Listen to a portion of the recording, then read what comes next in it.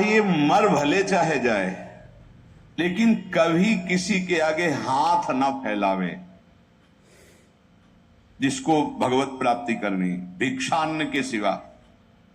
भिक्षा के लिखा भूख लगेगो मांग खाऊंगो गिनो न सांझ सवेरो। ब्रजवासिन के भूख टूक और घर घर छाछ महेरो, ऐसो कब करी हो मन मेरो। इसके लिए तो आदेश है कि आप 5 घरों से जाकर अपने उदर का पोषण करने के लिए अन्न, अगर वो पैसा देता है तो उस समय नहीं लेना चाहिए। जैसे हम भिक्षा मांगने गए और किसी ने 50 रुपए निकाले, बाबा रोटी तो ना है 50 रुपए कुछ खा ले। नहीं, हम रुपया लेने नहीं आए, रोटी हो तो दो, नहीं राधे श्याम चल दिए। भक्त तो वही परिपक्व अवस्था को प्राप्त होता है जो कभी ऐसे नहीं करता, अर्थ नहीं मानता। भक्त की शोभा उसकी भक्ति है, ना कि धन वैभव कीर्ति। ये उसकी शोभा नहीं। ये तो जो जानते ही नहीं कि भक्ति किसे कहते, परमार्थ किसे कहते ना, आप आश्चर्य मानोगे। उनके पास खुद पता नहीं कि मेरे पास कितना पैसा है, इतना पैसा है, ऐश्वर्य है। ये भक्ति का परिचय होता है क्या? भक्त की शोभा भगवत प्रियता से है। ये लौकिक कीर्ति, लौकिक निर्माण, लौकिक संपत्ति से भक्ति की महिमा नहीं। अरे भाई 4 आश्रम है, 40 आश्रम है, 100 आश्रम, इससे नहीं हुए, स्थिति से है। भक्ति की शोभा भक्ति से है, भगवत प्रियता से है।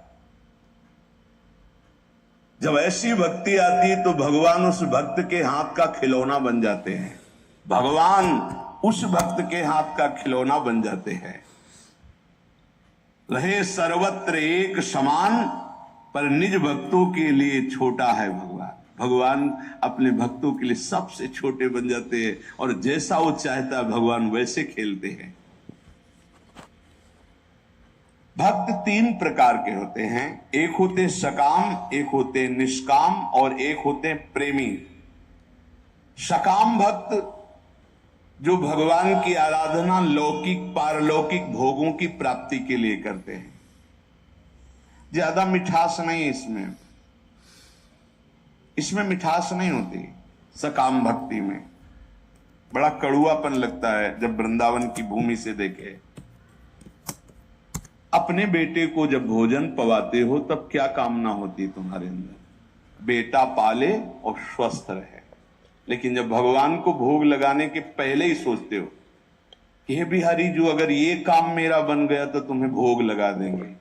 अखिल कोटि ब्रह्मांड के स्वामी तुम्हारे भोग के भूखे बैठे हैं।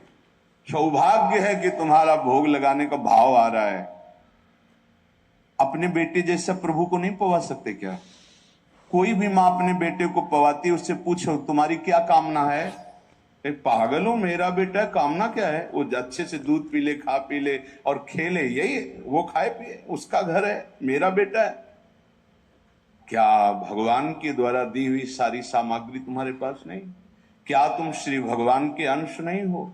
क्या अपने प्रीतम प्रभु को ऐसे भोग लगाया जाता है, तय करके भोग लगाया जाता है? क्या आप अपने बेटे को, अपने पति को, अपने प्रियजनों को, अपने संबंधियों को ऐसा ही भोग लगाते हो?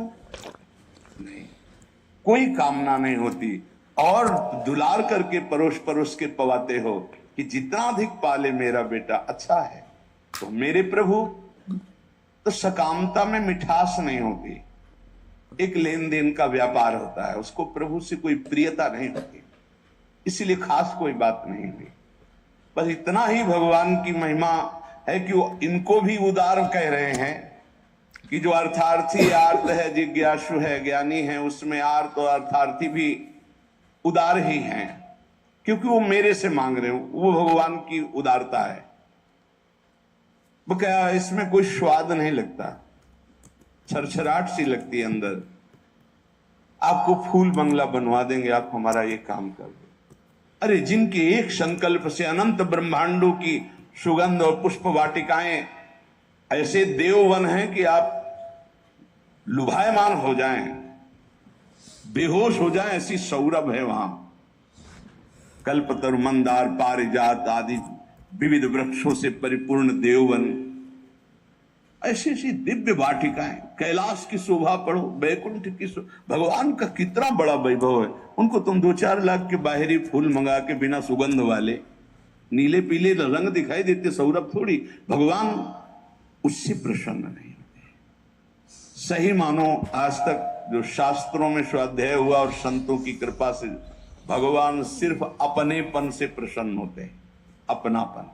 और वो अपनापन सकामी पुरुष दे नहीं सकते, बीच में पर्दा रहता है, भगवान और हम और भगवान आप हमारा ये काम कर दो, हम आपके लिए मंदिर बनवा देंगे। हाँ, ऊसर में बैठे हैं, तुम मंदिर नहीं बनवाओगे तो अभी, अरे भाई अनंत ब्रह्मांडों का सृजन केवल एक पलक झपकने में हो गया जिनके, ब्रकुटी विलास सृष्टि लय हुई। कैसा अपने बेटे के लिए घर कैसे बनवाते हो? इसमें बहू बेटा रहेगा, इसमें हम रहेंगे, इसमें बड़ा रहेगा, इसमें छोटा रहेगा। मंदिर भी हम ऐसे बनवाते हैं, भोग भी हम अपने बेटे जैसा लगाते हैं। अपनापन नहीं तो भगवान न भोग पाते हैं न मंदिर में बैठते हैं, ध्यान रखना।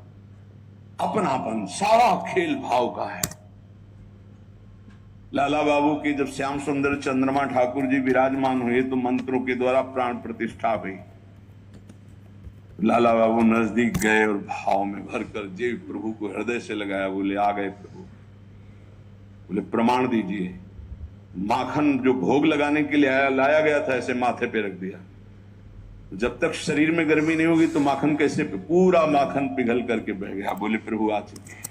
भाव, प्रभु कहां थे? भाव, जहां भाव किया, भाव मेरे प्राणनाथ, मेरे जीवन धन।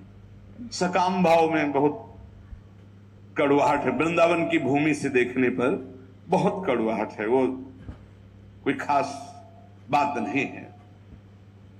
अरे भगवान के आंसू निकल आए महाराज।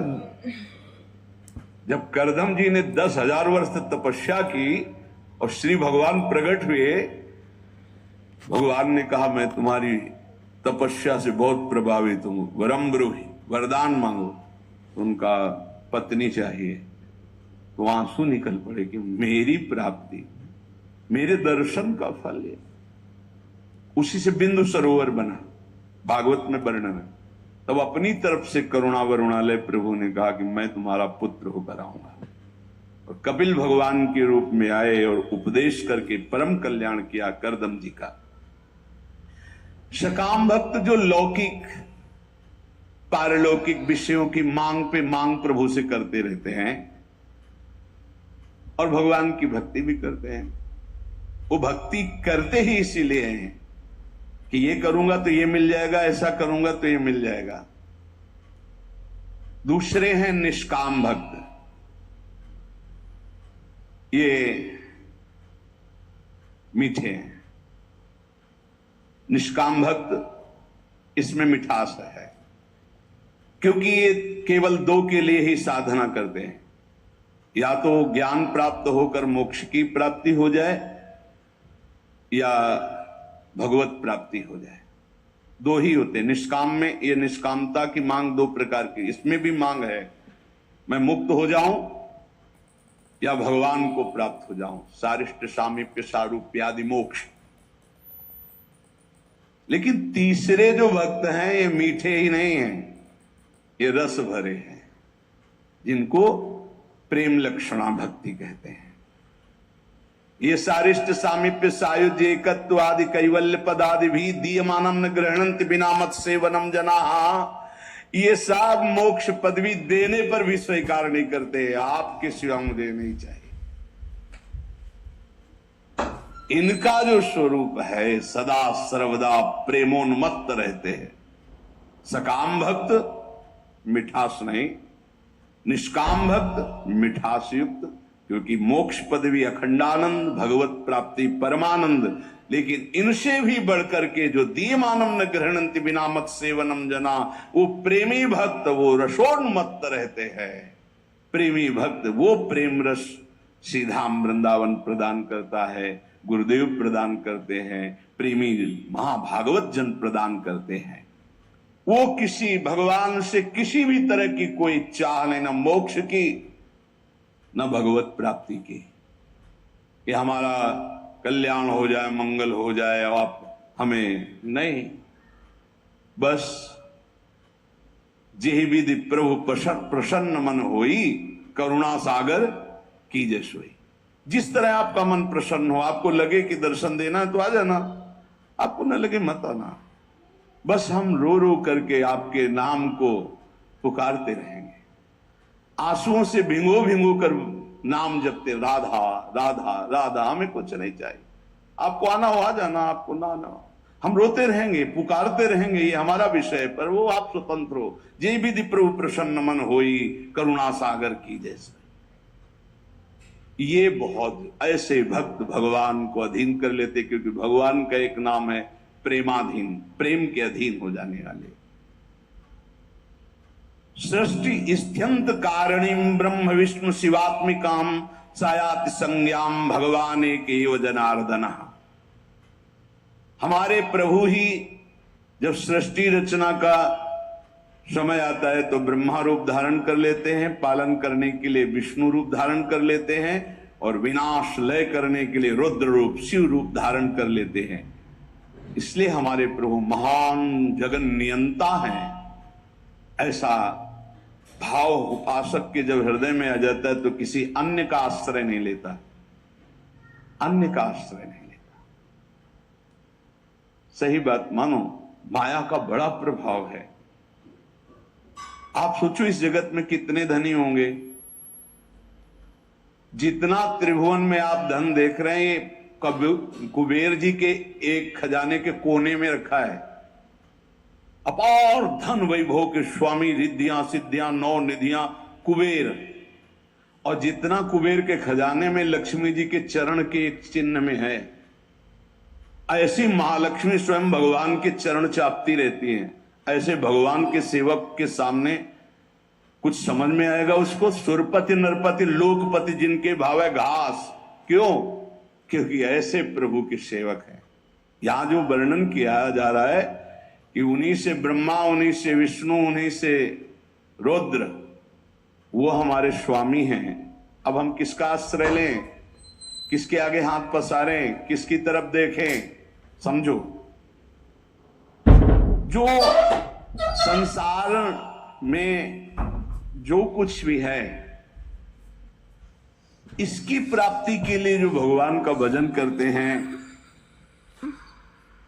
वो बहुत अनजान में है।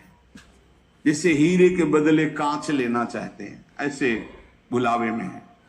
मणिगण पुंज ब्रजपति छाणत हित हरिवंश कर गई कंचु।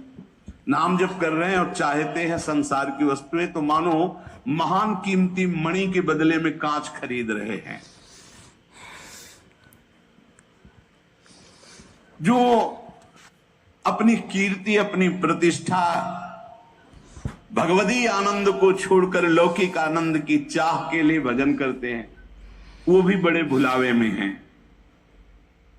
सच्चा उपासक सर्वत्र भगवान को देखते हुए, सब में भगवान को देखते हुए, कोई चाह न रखते हुए, निरंतर भगवान की प्रसन्नता के लिए भजन करते हैं।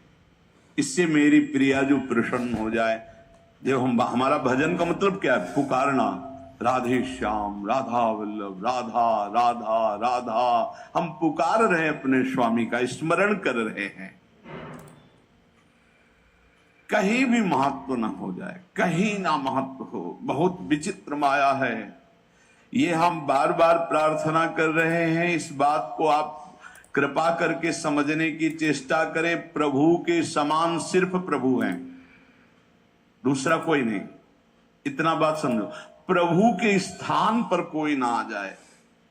ये बड़ी माया प्रवीण है कि प्रभु के स्थान में कोई वस्तु, व्यक्ति स्थान भेज सकती हो, कोई भी। बस आपकी चतुरता इसी में कि प्रभु के स्थान में केवल प्रभु रहने चाहिए। ये आप देख लीजिए। इसकी पहचान है कि जब वो प्रभु से बढ़कर कोई वस्तु बना के माया भेजेगी तो प्रभु को भूल जाओगे आप। आपकी दृष्टि में जहां प्रभु से बढ़कर हुई, तहां प्रभु को भूल जाओगे। प्रभु को भूल गए तो अभी आपकी भक्ति बहुत ही कमजोर है। अब आप ये देख लीजिए, जब आप टीवी देखते हैं तो आपका निरंतर मंत्र चलता है। जब आप किसी से बात करते हैं तो वृत्ति भगवान में होती ही नहीं। जब आप भोजन करते हैं तब वृत्ति भगवान में होती। जब आप चल रहे होते हैं तो वृत्ति कहां होती है? ये सब बातें, अगर आप किसी व्यक्ति से बात कर रहे हैं, प्रभु को भूल गए अंदर से, तो व्यक्ति बड़ा हो गया, प्रभु का स्मरण छूट गया, प्रभु छोटे हो गए। आप कोई रुपया पैसा भोग सामग्री कोई दृश्य मनोरंजन, प्रभु का नाम छूट गया, वो ज्यादा हो गया। किस कोटि के भक्त हो?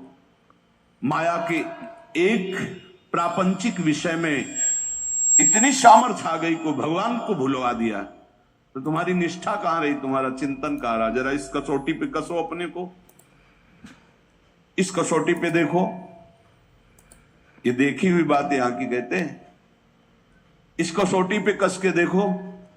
टीवी चल रही हो, आप देख रहे हो, आपका बिल्कुल कोई भी दृश्य चित्त अपहरण न करने पावे, हर सेकंड आपका मंत्र चल रहा है विजयी।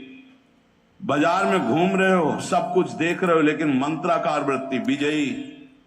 कोई व्यक्ति सामने है, उससे बात कर रहे हो, लेकिन भाव में एकदम भरे हुए, एकदम भगवान का विस्मरण, एक सेकंड का विजयी।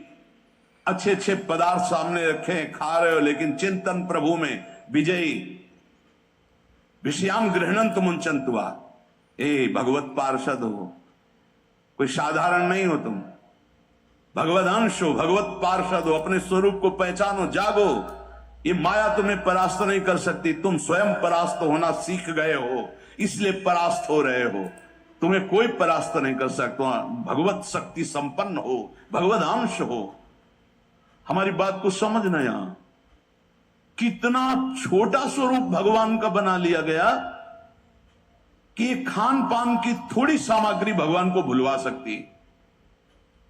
एक साधारण प्रीता वाला व्यक्ति भगवान को भुलवा सकता है। वो अपना स्थान इतना जोर कर लेगा, प्रभु भूल जाएंगे। कौन, कैसे भक्त हो? अरे जिनके एक इच्छा मात्र से ब्रह्मा विष्णु महेश सृजन पालन संहार करते हैं, वो हमारे प्रभु हैं, स्वामी हैं। उनका विस्मरण हो गया, ऐसी कोई वस्तु आ गई। इसलिए नारायण स्वामी कहते, ब्रह्मादि के भोग सब विष समो लागत ताही, नारायण ब्रज चंद की लगन लगी है जाही। उसे बहुत अच्छा है कि जब आप लोग प्रसाद पाते हैं, एक दिन साथ में आपके जब बैठे, तो जो राधा राधा राधा, और एक ऐसा भागवतिक, इसमें तो आपको बड़ा सहयोग मिलता है भगवत स्मरण में। ऐसा ही अंदर से चलना चाहिए। जब आप हर समय अलग हो, मान लो भोजन पाते समय श्रवण इंद्री में तो नाम पड़ रहा है, लेकिन अंदर से भी चलना चाहिए हर समय। जीवन का लाभ क्या है? अखंड स्मृति। उसको हानि में क्यों बदल रहे हो? हानि हरिवंश के नाम अंतर पड़े, लाभ हरिवंश उच्चरित वाणी। पकड़ो, भक्ति का मतलब क्या है, भगवत मार्ग का मतलब क्या है, परमार्थ का मतलब क्या है? अखंड स्मृति। और इस स्मृति को हर वस्तु व्यक्ति स्थान छीनना चाहता है, चाहे वो राग से चाहे द्वेष से। आप अंदर से देख लो। इसीलिए पूज्य पादुड़िया बाबा जी कहते, पूरा संसार एक तरफ और तुम एक तरफ, तुम्हें युद्ध करना है। किस बात का युद्ध? मारकाट नहीं, तुम्हारी स्मृति का अपहरण कोई ना कर पावे। राधा राधा राधा राधा, तुम्हारी याद जो भगवत याद है, अगर वो भूल रही है, अब घाटा हो गया। कह हनुमंत विपत्ति प्रभु सोई, जब तो सुमिरन भजन हो। ये बात यहां पकड़ा है, यहां देखा है। जहां जहां हमें लगा कि इस चीज से छूट जाएगा, उससे परिपक्व किया है। कोई भी विषय ऐसा नहीं जो हमें भगवान का विस्मरण करा दे। हम हर जगह अपने आप को परिपक्व करना सीखें, अपने को बचाना नहीं, अपने को हटाना नहीं, अपने को उसी में खड़ा करके परिपक्व करना सीखें। बीच बाजार में बैठे समाधिस्थ रहे, तब तो भजन का लाभ समझ में आएगा। बाण बनाने वाले के पास से पूरी सवारी निकल गई, उसको एक शब्द नहीं सुनाई दिया, और तुम मंत्र और भजन में चित्त लगा रहे हो, तुम्हें चार आदमियों की बात सुनाई दे रही। अरे राजा की सवारी तो नगाड़ा बज रहा है और शोरगुल हो रहा है, जय जयकार हो रहा है, उसको एक शब्द नहीं सुनाई दिया, केवल बाण का नोक बना रहा था, जिसे दत्तात्रेय जी ने 24 गुरुओं में एक गुरु बनाया। और तुम नाम जप कर रहे हो, तुम्हें कोई शोरगुल नाम छुटवा दे, कैसे साधक हो? विचार करके देखो। तो उपासक को अपने उपास्य देव की उपासना जो गुरु प्रदत्त है, उसी से संबंधित बातें सुननी चाहिए, अन्यथा कान वो आ जाता है।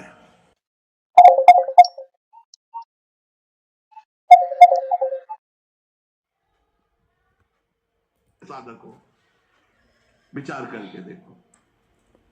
तो उपासक को अपने उपास्य देव की उपासना जो गुरु प्रदत्त है, उसी से संबंधित बातें सुननी चाहिए, अन्यथा कान बंद रखना चाहिए, नहीं तो फिर वो दोष जो वो आ जाता है।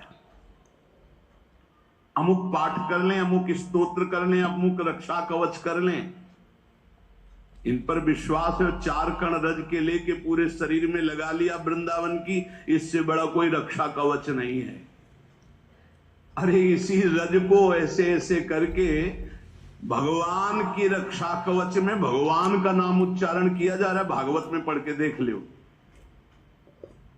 ये वो रज है जो भगवान स्वयं अपने मस्तक पर धारण करते हैं। नहीं समझ में आया? अनुब्रजाम में हम नित्यम पुए त्यंग रेणु भी, और कुछ न समझ में आवे तो कह रहे भक्त चरण रज लेने के लिए पीछे पीछे डोलता हूं। तो ये तो महाभागवतों की प्रेममयी आंसुओं से भींगी हुई भूमि है, और स्वयं प्रिया चरण रज जान के लुठत रसिक सिरमौर। इसलिए अपने भजन रस सिद्धांत को समझे, और जब गुरु प्रदत्त ही होना चाहिए। ये महाभागवतों की बात कर रहे हैं। ऐसा नहीं कि कहीं पढ़ लिया आपने कि ये इतने महीने जपने में ये सिद्धि आ जाएगी, भूल मत करना।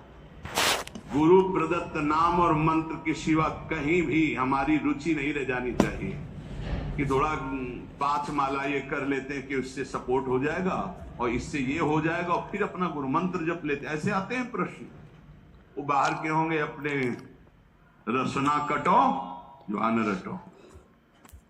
गुणानुवाद अपने आराध्य देव का, श्रवण फूटो जो अन्न सुनो। ये महाभागवतों की रस की बात है। भक्ति के विघ्न को बर्दाश्त ना करना, ये भक्त का स्वभाव होना चाहिए। हम लोग बहुत ढीले हैं, भक्ति के विघ्न को हम विघ्न ही नहीं मानते। कितनी देर से भजन छूटा है तुम्हारा? कितनी देर से तुम प्रभु से विमुख हो उस वस्तु व्यक्ति स्थान के प्रलोभन में? बड़ा विचित्र है। बहुत सावधान, बहुत सावधान। माया की चकाचौंध भुलवा देती है, हरि को चकाचौंध भुलवा देती। संसार का आकर्षण इतना बड़ा है, यही तो बड़ा विचित्र। और भूले तो भूले तुम जिन भूलो मालाधारी, स्वामी हरदास जी कहते, अरे और तो भूले ही है, तुम क्यों भूलते हो? तुमने तो उनका माला पहन लिया, कंठी पहन ली, उनसे बड़ा कोई है? उनसे बड़ा कोई है? अपने स्वामी से बड़ा कोई नहीं। चर्चा किसकी हम करेंगे? गुणानुवाद किसका करेंगे? अपने प्रभु का। बता रहे हैं विश्व ब्रह्मांड में जितना धन है कुबेर के कोने में, कुबेर के पास जितना खजाना है लक्ष्मी जी के एक चरण चिन्ह के कोने में है। वो लक्ष्मी जी जिनके चरण सहलाती रहती है वो हरि हैं, और वो हरि जिनके चरणों में महावर रखते हो हमारी प्रिया जी। इसके आगे बोलो, पूर्णता प्रेम की, क्योंकि प्रिया जो कौन है? पूर्ण प्रेम, शांद्रानंद घन प्रेम मूर्ति किशोरी। अब हम चर्चा किसकी करेंगे? नीचे करेंगे किसी की? अरे सुरपति नरपति लोकपति जिनके भाव है घास। समझे में नहीं आ रहा, समझे में नहीं आ रहा। बहुत विचित्र है, बहुत विचित्र, अति विचित्र भगवंत गति। हाँ, सामने अनंत ब्रह्मांडों के स्वामी की महिमा और एक तरफ माया की महिमा। स्वामी को धक्का लगा के बाहर, माया को अंदर। ऐसा प्रभाव माया का है, बड़ा विचित्र। इस समय सोने की थाल और कटोरी सब लगा के लक्ष्मी जी बूढ़ी के रूप में ना भगत से प्रसाद पाया। बोले ये जूठे पात्र हम दोबारा नहीं रखते। अरे मैया तू तो रुक अब यहाँ। नारायण बैठे थे, बोले जहाँ ये रहते हैं ना साधु बाबा सन्यासी जन, हम वहां टिकते नहीं ज्यादा नहीं, तो इसलिए बोले स्वामी जी झोला उठाओ आप अपना चलो। बोले नहीं बेटा हमारी तो इच्छा थी आज रात्रि पूर्ण। बोलना माता जी रहेंगी, पिताजी को भगा दिया।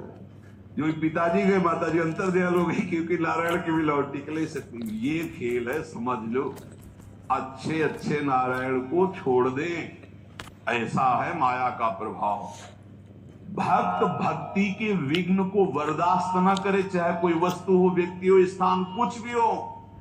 जो मेरे प्रभु का विस्मरण करा रहा, बर्दाश्त नहीं होना चाहिए। लेकिन आप खूब बर्दाश्त कर लेते, चैन से बर्दाश्त कर लेते। नहीं, देख लो अपने लोग कितने प्रमादी हैं कि इस बात से हमें दुख नहीं होता। तद्विस्मरणेन परम व्याकुलते, आराध्य देव का विस्मरण हो रहा है, मुझे चैन है। बहुत विचित्र बात है। सत्संग छूट गया, तुम्हें बेचैनी नहीं हुई? तुम्हारी दिनचर्या टूट गई, तुम्हें बेचैनी नहीं हुई? तुम्हारा नाम छूट गया, तुम्हें बेचैनी नहीं हुई? नहीं, किसी भी स्थिति विचार करो। पूज्य राधा बाबा के चरित्र में जरा अंदर गांठों से गठिया बात इतना बढ़ा हुआ था कि बाबा एक कदम नहीं चल सकते थे। और गंगा जी की रेती में सत्संग हो रहा था, तो पूज्य बाबा को कौन सा ज्ञान नहीं आप हमें बताओ। वो प्रार्थना कर रहे थे जो उनकी सेवा में थे कि मुझे वहां तक पहुंचा दो। बोले थक गया हूं, मेरी सामर्थ्य नहीं। बोले पहुंचा दीजिए। बोले चले जाओ ना। बड़ी चूक हो जाती है, जानते हो। जब हम चरित्र पढ़ते हैं महापुरुषों के, तब लगता है वो महापुरुष हैं। जब सेवा में होते ना पास, तो नहीं लगता। देखो कैसे उत्तर दे रहे हैं बाबा को, इतना ही प्रिय तो आप चले जाओ, हम तो थक गए। प्रसंग है, पढ़ के देख लेना कि बाबा ने एक बांस उठाया और कहा क्या तुम जानते हो श्री कृष्ण में वहां तक नहीं पहुंचाएंगे? पहुंचाएंगे। और हिलते हुए बांस के सहारे से इतनी दूर तक पहुंचे जहां से सत्संग सुनाई दे रहा। क्या सत्संग में बाबा को जानना है? सर्वज्ञ महापुरुष है कोई सत्संग की महिमा? क्या हमारे अंदर चुभता है कि आज का सत्संग छूट गया? क्या चुभता है आज का वाणी पाठ छूट गया? अरे जिस सभा में हम बैठकर वाणी गायन हो रहा है, उसमें बैठे प्रियाजू का यश हो रहा है, साधु मंडली में बैठे, इससे बड़ा सौभाग्य है। क्या हम जलते हैं कि आज हमारा इतनी देर से भजन छूट गया? क्या हम कभी रोए कि हमारी सेवा छूट गई? प्राण तक कष्ट हो तो भी सेवा नहीं छूटनी चाहिए। प्राण तक कष्ट हो, अगर हम शकील पाते हैं तो शकील शकील करके वो सेवा कर देंगे। हमारे गुरुदेव की, इष्ट देव की सेवा, ये केवल प्रवचन ही नहीं, गुरु प्रताप से कह रहा हूं। भक्त को भक्ति के विघ्नों को बर्दाश्त नहीं करना चाहिए। बता देना कि हम आज उठने लायक भी नहीं, पर ये सेवा पहुंचा दो, इस सेवा पहुंच जानी चाहिए। मेरी सेवा नहीं टूटनी चाहिए। ना सेवा में प्रीति होगी, ना नाम छूटने में तुम्हें जलन होगी, ना तुम्हारी पाठ में प्रीति होगी, ना तुम्हारी इष्ट देव की अपनेपन में स्थिति होगी। तो होगा क्या? भक्ति के विघ्न को आप क्यों बर्दाश्त कर लेते हैं? ये आप देख लीजिए। हमें लगता है जितना इष्ट और गुरु का दुलार मिलता है तो हम उसको पहचान नहीं पाते। हमें लगता है संसारिक तौर तरीके से लगता है। हमें नहीं लगता कि हम पर अपार कृपा है। पांचवा, भक्ति के फल को गुप्त रखना। ये पांचों आज ये बहुत बड़ी महान बातें हुई। अपने स्वरूप का बोध, अपने इष्ट के स्वरूप का बोध, जो गुरु प्रदत्त साधन उस पर निष्ठा, जप और गुणानुवाद अपने आराध्य देव का है, भक्ति के विघ्नों को बर्दाश्त न करना, और ये भक्ति के फल को गुप्त रखना। जो हमारे इष्ट और गुरुदेव की कृपा से आध्यात्मिक उन्नति हो रही, उसे कभी ना बोले, ध्यान रखना नहीं, वहीं रुक जाएगी, बंद हो जाएगी। पकड़ो इस बात को। अपनी स्थिति कभी नहीं व्यक्त करनी चाहिए। इसमें पांचवा, भक्ति के फल को गुप्त रखना चाहिए। आपको स्वप्न में अच्छे स्वप्न आ रहे हैं, दिन में कोई अनुभूतियां हो रही, गुरु कृपा प्राप्त हो रही है, आपको प्रियता मिल रही है, भागवतिक आंतरिक उन्नति हो रही, बिल्कुल गुप्त, कुछ नहीं बोलना। बोले नहीं गुरु से तो बोल दे, क्यों? गुरु अल्पज्ञ है क्या? तुम बाजार से लाए हो स्थिति, गुरु ने दी है, उनको बताने की जरूरत क्या है? उनको बताने का मतलब अपने अहम को पुष्ट करना नहीं, फिर स्थिति नहीं रहेगी। ना गुरुदेव से कहनी है ना किसी से। गुरुदेव से क्यों नहीं? उन्होंने ही दिया भाई, उनसे क्या कहना है? उन्हीं की तो प्रदत्त वस्तु है, गुप्त शांत। एक दृष्टि में सब कुछ पता चल जाता है गुरुदेव को कि आप कहां हो, आपकी स्थिति क्या है, आपको बताने की जरूरत नहीं। ये पांचवी बात बहुत समझी जाए, अपने भक्ति के फल को कभी प्रकाशित न। अब आपकी कृपा से निरंतर मंत्र चल रहा है, बंद हो जाएगा? कहीं भी बोल दे बंद हो जाएगा, देख लेना। बहुत इससे हमें लगता है आपका अब निरंतर भजन होता है, कहाँ आपकी कृपा से जो कुछ हो जाता है। अब आप देख लो, जैसा निरंतर तो कहाँ देख लो, तो झूठ भी नहीं होगा, क्योंकि कभी तो हम गाढ़ निद्रा में सोते होंगे, तो मुझे तो पता नहीं उस समय चलता है कि नहीं चलता, अब आप जानो। कभी भी अपने भक्ति के आंतरिक वैभव को प्रकाशित ना करें। पहला है अपने स्वरूप का निरंतर चिंतन रखो कि हम प्रियाजू की प्रियसखी हैं। दूसरा अपने आराध्य देव के स्वरूप का कि महामहिम इन्हीं के सब कुछ अधीन है, हमें किसी और के सपोर्ट की जरूरत नहीं है, और की आराधना की जरूरत नहीं। तीसरा जो गुरु प्रदत्त साधन है उसी में हमारी रुचि होनी चाहिए, उसी नाम में, उसी मंत्र में और उन्हीं के गुणानुवाद में। और चौथा भक्ति के विघ्नों को बिल्कुल बर्दाश्त न करे, जो हमारे प्रभु का विस्मरण करा दे उससे बचने की कोशिश करे। पांचवा भक्ति के फल को गुप्त रखे, भक्ति के अनुभव को गुप्त रखे। शेष चर्चा आगे। श्री राधा वल्लभ।